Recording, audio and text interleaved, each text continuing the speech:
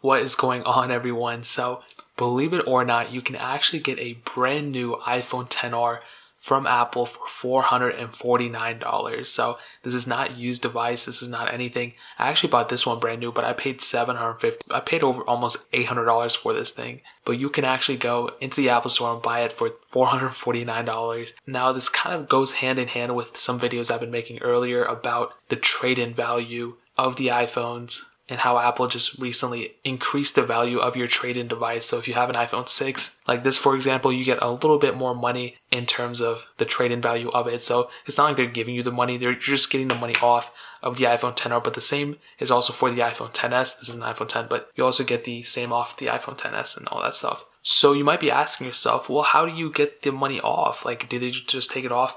Now, the problem is that no, they don't just immediately take it off. You actually have to go and trade in your currently used device into them. But I'll be honest, if you have an iPhone 6, a device like that, I believe you get $200 off, around $200 off of your device, which is a pretty decent deal. But if you think about it, $749 minus $449, which is the price you would ultimately get, is $300. So the device you're turning into Apple in order to get the $300 off has to be either an iPhone 7 Plus or an iPhone 8. Now, in my opinion, I think you could honestly get more money out of it by just selling it yourself. I've already made a video where I delved way too deep into it, but this is kind of an overbroad view. And the reason this is even more prevalent now is because Apple just recently changed their website design and everything, that as soon as you go into it, it actually highlights this new thing and this new deal of just turning in your iPhone 7 Plus or iPhone 8.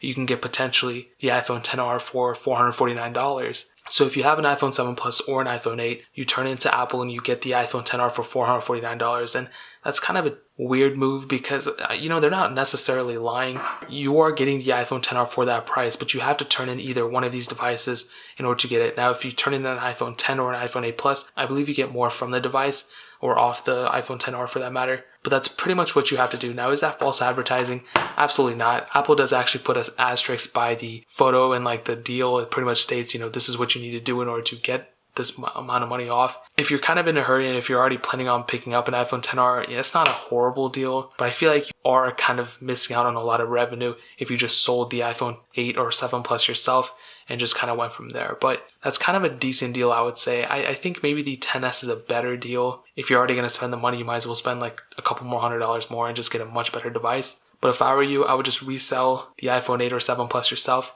and just buy an iPhone 10. I mean, the iPhone 10 is still a very good device. I don't hate the iPhone XR at all. I mean, I still own it. I just think the iPhone 10 is a much superior device. But that's pretty much the deal, Apple is just trying to get rid of their iPhone XR's inventory. They're just trying to sell as many as they can.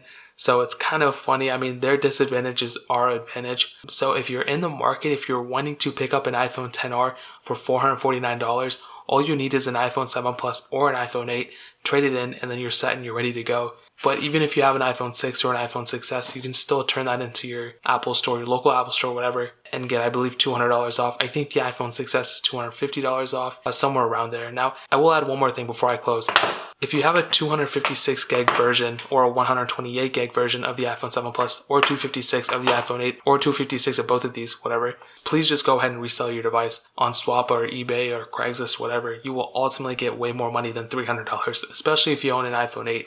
You will make way more than $300 if you sell it yourself, but that's kind of my 2 cents on it. So yeah, I mean, let me know in the comment section below if you guys think this is a good deal. If you don't, hey, it's 11/11 Make-A-Wish. If you think it's a good deal, if you don't think it's a good deal, I think it's all right if you're in a hurry, if you're already planning on picking it up. But in my opinion, I mean, I probably wouldn't do it, but that is pretty much it. If you guys have any questions or anything like that, leave them down in the comment section below. Let me know what you guys think, though. I really am curious. Hit that like button, that don't mean so much, but please hit that subscribe button as well.